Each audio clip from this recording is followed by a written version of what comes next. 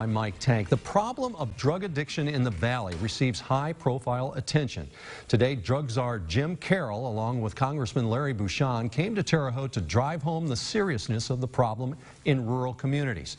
Abigail Degler spoke with them about the focus of an open discussion. Abigail. Mike Carroll says oftentimes rural communities are hit the hardest. Our challenge is, and I mentioned this earlier, is to getting the general population to understand how critical of an issue this is, and it's going to take entire communities to be engaged in the solutions to the problem. Congressman Larry Bucshon says there's an assumption that rural communities are safe from the opioid crisis, but addiction does not discriminate by socioeconomic class, race, or religion. It just destroys families and communities. I think it's very critical to hear from people directly out in rural America about what's necessary and what's needed and what the federal government can do to help.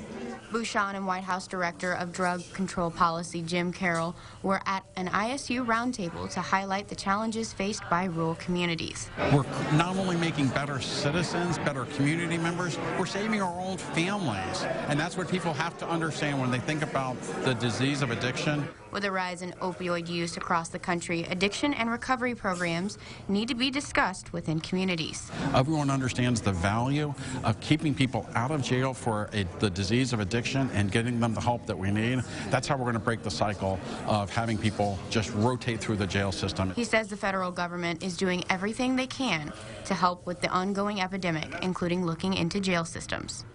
Officials say the open discussion about addiction in rural areas is one of the easiest steps to bring more government attention to the crisis. All right, thank you, Abigail.